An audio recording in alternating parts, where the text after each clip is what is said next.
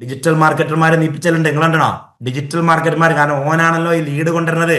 ഓനിപ്പോ ഒന്ന് കടന്നുറങ്ങണം. ഓന് പെണ്ണുങ്ങളെ കൂടെ മൂന്നാർക്ക് ടൂർ പോകണം. ഓന് ഈ സാധനം തിരിഞ്ഞു വെക്കാതെ ഓൻ ഒറ്റ പോക്ക. അപ്പൊ ലീഡ് വരൂല.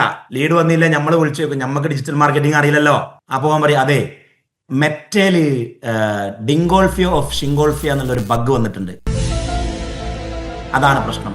അത് 2 ദിവസം എടുക്കുന്നാണ് മെറ്റോ പറഞ്ഞത്. സാർ 2 ദിവസം ഉണ്ടാക്കി. മെറ്റയിൽ ഒരു ഡിങ്കോൾഫി വന്നിട്ടില്ല. ഓന്റെ പ്രശ്നം എന്താ? മുതലാളിക്ക് വിവരമില്ല എന്നുള്ളത് വളരെ വ്യക്തമായിട്ട് അറിയുന്ന ഡിജിറ്റൽ മാർക്കറ്റിംഗുകാരൻ ഫാമിലിയുമായിട്ട് മൂന്നാറിലേക്ക് ടൂർ പോയതാണ്. അതിനുള്ള സൊല്യൂഷൻ എന്താ? ഓൻ ഇടക്കിടക്ക് സാലറി കുടിച്ചേക്കും. ഓൻ ഇങ്ങനെ നോക്കും എത്ര ലീഡ് വന്നാണ്, എത്ര സെയിൽ നടന്നാണ്, എത്ര ലീഡ് വന്നാണ്, എത്ര സെയിൽ നടന്നാണ്. മുതലാളിക്ക് സാധാരണ 50 പീസ വിറ്റ് പോലെ ഇന്ന് 60 പീസ്. മുതലാളിയെ സാലറി കൂടി തരണ്ട. മുതലാളിക്ക് സാധാരണ 10 കോടിയാ സെയിൽ ഉണ്ടാല് ഈ മാസം 15 കോടി ആയിക്കണേ. മുതലാളിയെ സാലറി കൂടി തരണ്ട. ഓൻ ഇടക്കിടക്ക്, അതായത് രാവിലെ ഉച്ചക്കും വൈകുന്നേരം സാലറി കൂടി ചോദിക്കും. ആര്? ഡിജിറ്റൽ മാർക്കറ്റിംഗുകാരൻ. പൊറാട്ടക്കാരനെ പോലത്തെ ഒരു ആളാണ് ഇയാള്. ഡിജിറ്റൽ മാർക്കറ്റിംഗുകാരൻ. ഓനെ പഠിക്കുന്നത്. കാരണം ഓനാണല്ലോ ഇപ്പത്തെ വലിയ സെയിൽസ് കൊണ്ടുവരുന്ന ആള്, ലീഡ് കൊണ്ടുവരുന്ന ആള്.